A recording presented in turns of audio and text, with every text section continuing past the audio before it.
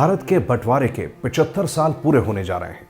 कट्टर इस्लाम की शैतानी साजिश के शिकार करोड़ों हिंदुओं को अपना घर बार जमीनें छोड़कर, जीवन भर की जमा पूंजी, कारोबार छोड़कर, अपनी जड़ों को छोड़कर अपने ही भारत में शरण लेने को मजबूर होना पड़ा।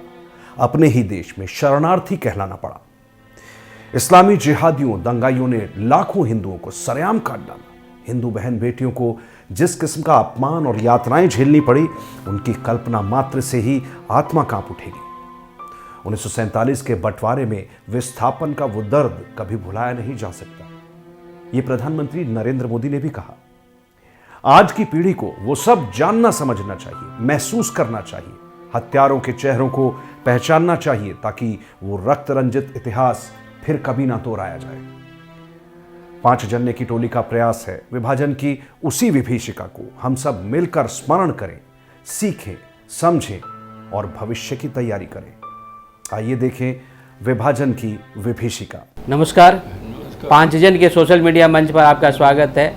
विभाजन की विभीषिका की अगली कड़ी में हम बात कर रहे हैं सरदार स्वर्ण सिंह जी से। आज़ादी के समय या भारत विभाजन के समय लगभग 8.5 साल के थे। आगे उनके साथ क्या हुआ उनसे ही जानते हैं। सरदार जी, आपका स्वागत है हमसे बात करने के लिए। जी, आप कहाँ रहते थे उन दिनों 1947 में? गुजरावाल, वो गुजरावाल जी जी जी। हाँ, वहाँ तो वहाँ हम रह रहे थे, है वहाँ में मामों के पास ही जी। तो वहाँ जो ये वारदात हो रही वहाँ हो रही थी जी। फिर वो कर्नल साहब जो थे वो वहाँ मिलिट्री में थे। कर्नल साहब कौन थे?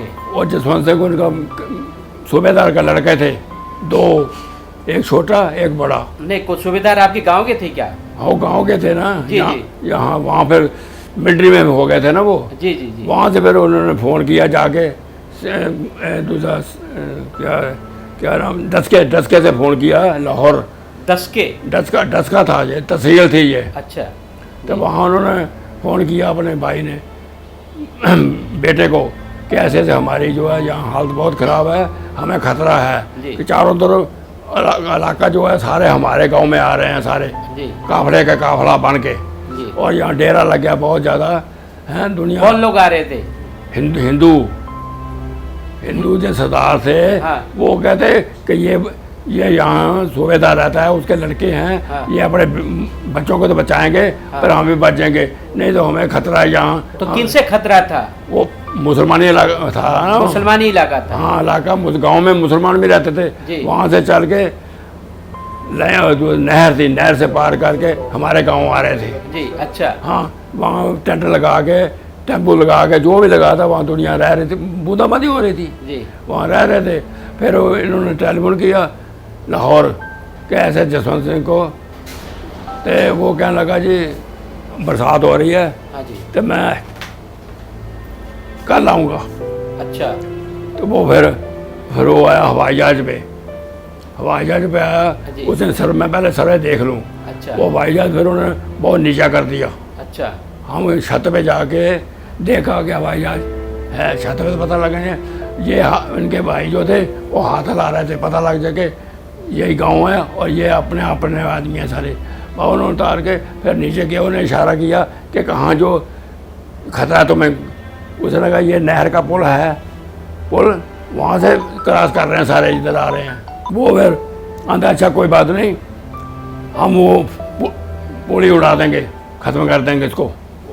नहर का पुल जो है उधर से आ रहे हैं। अच्छा। अब वो हवाई जहाज 2 चक्कर लगा के वो फिर चला गया वापस। वो बम फेंक गया वहाँ और पुल टूट गया सारा। अच्छा। आवाज़ बहुत धमाका इतना हुआ, आवाज़ तो आनी थी। 1 मील 1.5 मील में था वो पुल। फिर वो चला गया। तो फिर अगले दिन अब मिलिट्री के साथ 5-7 ट्रक थे बड़े बड़े और जीप हुए। वो फिर उसमें आए ये सारा स्टाफ। अच्छा। सारा। अच्छा। उसमें आके घर पे आए। यहाँ देखा बहुत हजूम, बहुत दुनिया खड़ी हुई कि उनका बेटा आया। फिर उसने आकर चारों तरफ देखा कि हाँ भाई यहाँ माहौल तो बहुत ख़राब है, ख़तरा है, चारों तरफ है, कभी भी हो सकता है। वो फिर आ गए थे। उन्होंने कहा ऐसे करो, हम काफिला बना के इसको वहाँ डस के ले जाते हैं। तहसील जहाँ है, अच्छा वहाँ जाके रहेंगे। उन्होंने अनाउंसमेंट कर दिया स्पीकर से कि जो आदमी बूढ़े हैं, चल फिर नहीं सकते, वो तो बड़े ट्रकों में, बरसात हो रही है, बूंदाबांदी हो रही है, तो वो ट्रकों में चढ़ जाएं, बच्चे चढ़ जाएं। जो पैदल चल सकते हैं काफले में, वो अपना साथ चल दें। अच्छा वो फिर काफला बन के सारे, हम भी इस काफले में थे, हम, मुझे तो साइकिल पे बिठा लिया मम्मी ने। वहाँ पे पैदल, तो पैदल चलने वाले जो जवान थे वो पैदल चले, बाकी जो नहीं चल सकते ट्रक में बैठा दो इनको।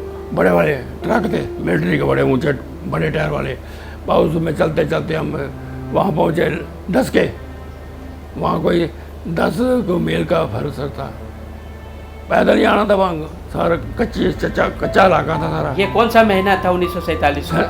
सितंबर का मैं कहा, सितंबर का, यानी 15 अगस्त के बाद की बात है ये। हाँ। अच्छा फिर वहाँ से चल के फिर डस्के आ गए, डस्के आ गए, फिर वहाँ काफिला जो था वहाँ बैठ गया सारा, वहाँ टेंट लगा लिया कि टेंट लगे, जो जिसके पास सुविधा है वो बना के वहाँ बाहर ही बैठ, काफिला हज़ारों आदमी थे। फिर वहाँ से फिर सारे आ गए, हमारे भी चले गए सारे।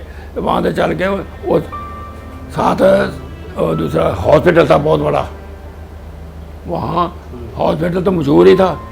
तो वहाँ सारा चारों तरफ जगह खाली थी, वहाँ में दुनिया इकट्ठे हो गई सारे। कोई बैल ठेले पे आ रहे हैं, कोई किसी कैसे साइकिल पे आ रहा है, कोई बैल ठेले पे आ रहा है, अपने अपने हिसाब से पहुँचे वहाँ। वो फिर वहाँ बैठे रहे। अब मेरे जो दादा तो नहीं था, दादा तो एक्सपायर हो गए मेरे सामने। आपके परिवार में उस समय कौन कौन थे? मेरी दादी, ताया जी और मेरे पिताजी, तो मेरी माता। अच्छा, और आप कितने भाई बहन? हम भाई थे, एक मैं था, एक छोटी बहन थी, बस ये 2 ही थे। अच्छा, तो वो तो 1.5 साल की थी।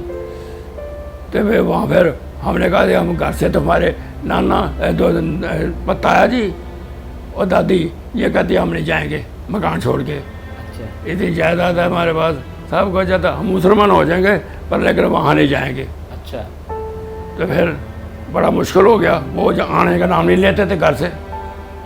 फिर इनके पास दूसरा कर्नल के पास गए, कर्नल के पास जाके कहा, मामा जी ने, उनके दोस्त थे, इकट्ठा पड़ा करते थे, उन्होंने कहा वो हमारे आते नहीं हैं, ऐसे करो 2 आदमी भेजो मिलिट्री वाले को जो उनको लेके आए।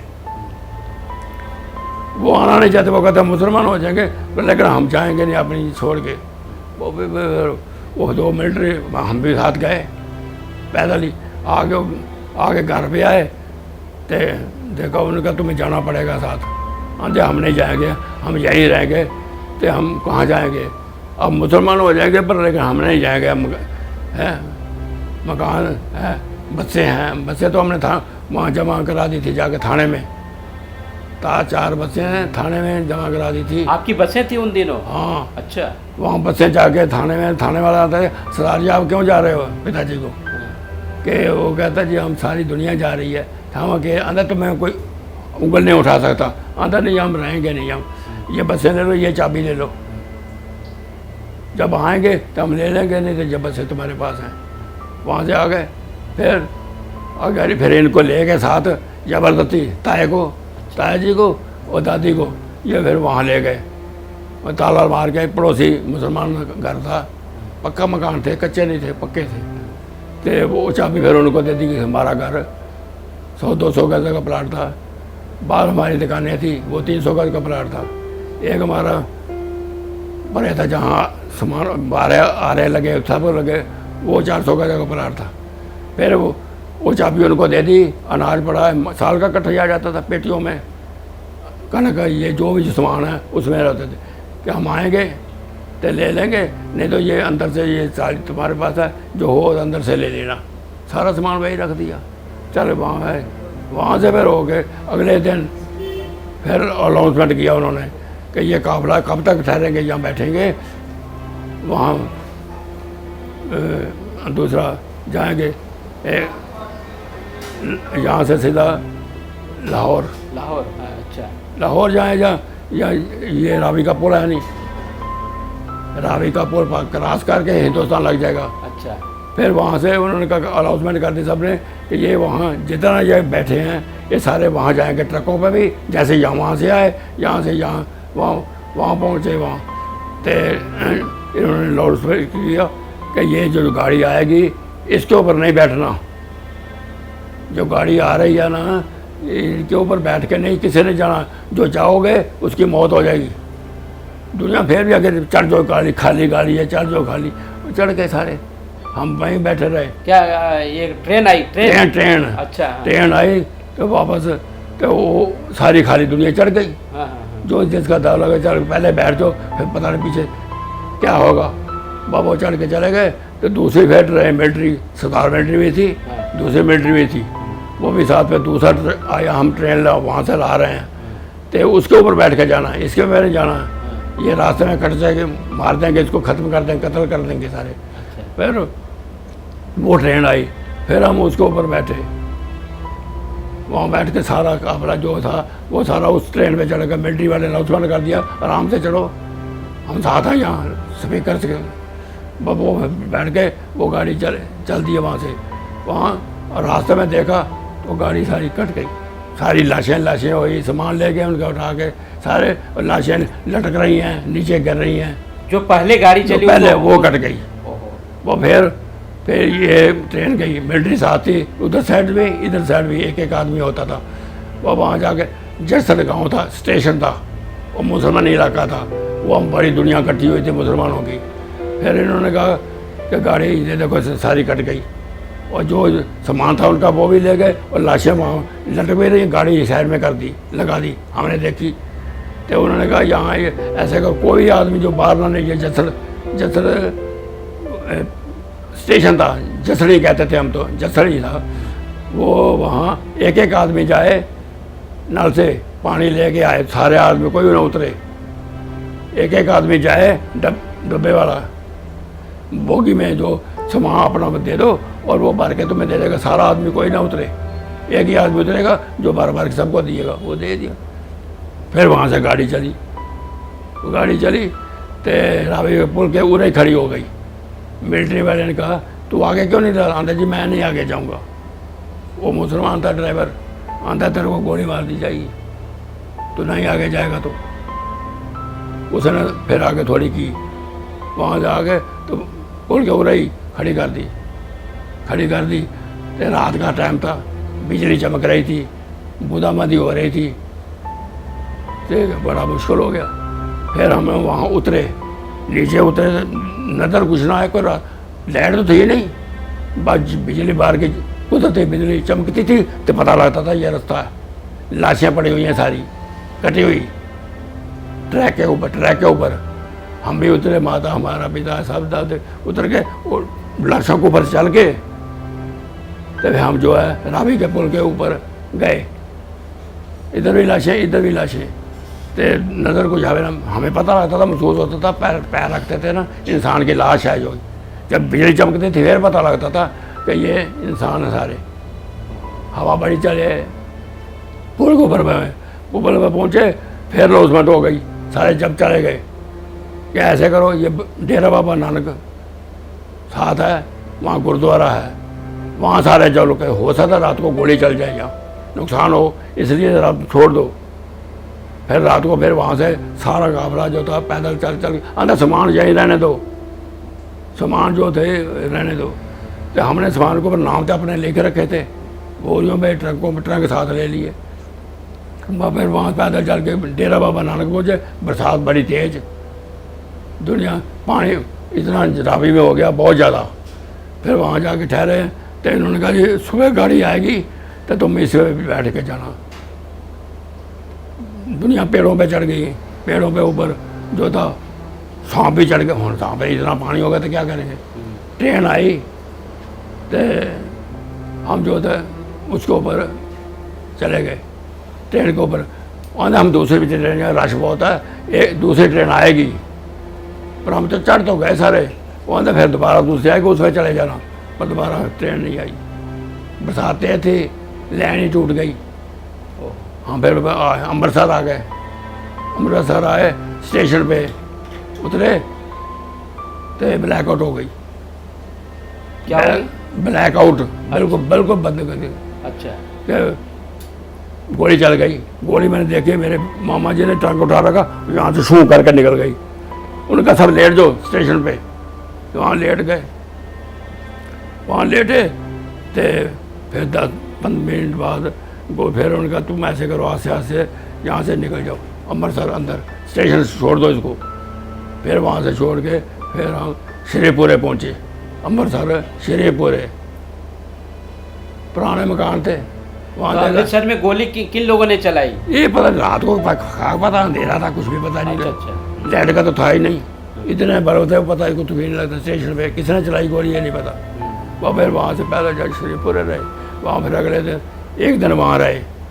अगले दिन सुबह देखा तो उन्होंने कहा यहाँ हमने ये खतरा है, बॉर्डर साथ है, तो ऐसे करो। हमारे गुरु थे इनके पिताजी, वहाँ जीवन नगर सरसे के पास, वहाँ चलेंगे आगे। फिर यहाँ से फिर चल के सुबह हुई, सारे जो जितने आदमी थे कार, वैसे तो दवा 144 लग गई थी, क्रैश लग गया था, तब कोई बाहर झांक के ना देखे। हम खिड़की से देखते थे, हज़ारों आदमी जो मुसलमान थे ना वहाँ के, वो पाकिस्तान जा रहे थे। अच्छा। छोड़ के, तो वहाँ कोई भी बाहर निकलेगा गोली चल जाएगी। हम वहाँ रहे, वो काबला ख़त्म हो गया। फिर वहाँ से गाड़ी में बैठे तो सरसे पहुँचे। कहाँ पहुँचे? सरसा जिला हिसार। हिसार, अच्छा। हाँ।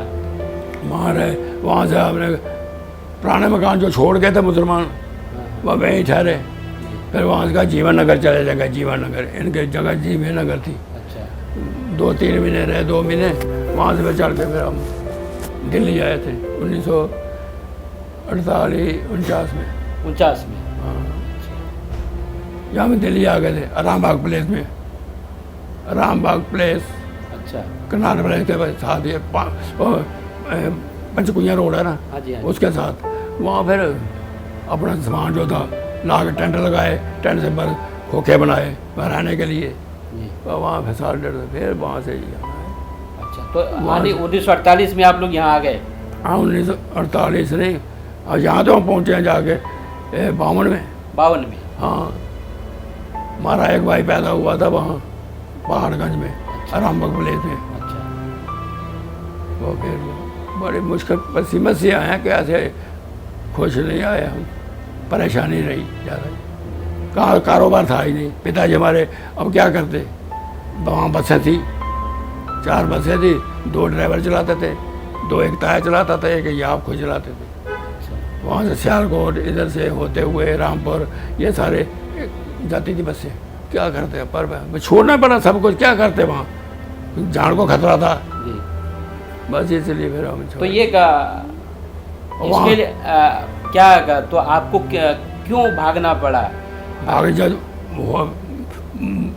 1947 में यही हो गया कि यहाँ ये मुसलमान इलाका हो गया, वो हिंदुस्तान हमारा हो गया। हिंदुस्तान हमारा हो अब ये रियासतें बदल जाती, पब्लिक वहीं रहती, जी। राजे बदल जाते, पर ये मार काट ना होती। हाँ। कतलेआम इन्होंने शरारतों ने की, जो मुसलमानों ने सरदारों को मारा, दूसरों मारा, लूट लिया सारा सामान भी ये। जी।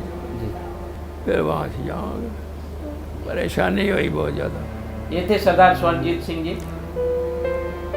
क्या करें, ये परेशानी। जब पाकिस्तान से आए तो रात के अंधेरे में और लाशों के बीच चलते हुए, लाशों के ऊपर चलते हुए भारत की सीमा में प्रवेश किया है इन्होंने सपरिवार। हालांकि ये उस समय बहुत छोटे थे, अपने माता पिता और परिवार के अन्य लोगों के साथ इन्होंने भारत में प्रवेश किया। लाशों के बीच चलते हुए, लाशों पर चलते हुए भारत में प्रवेश किया। आप सोच सकते हैं कि इनके साथ वो क्या, इनके लिए कैसे दिन, भयावह दिन थे।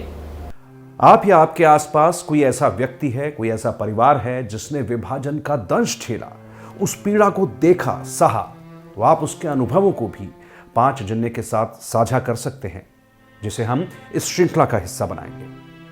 आप हमें हमारे ईमेल आईडी vkv.5janya@gmail पर संपर्क कर सकते हैं, उसके बारे में जानकारी दे सकते हैं, और अगर चाहें तो उनके वीडियो बनाकर इसी ईमेल आईडी पर भेज सकते हैं। ईमेल आईडी एक बार फिर देखिए, vkv.5janya@gmail.com।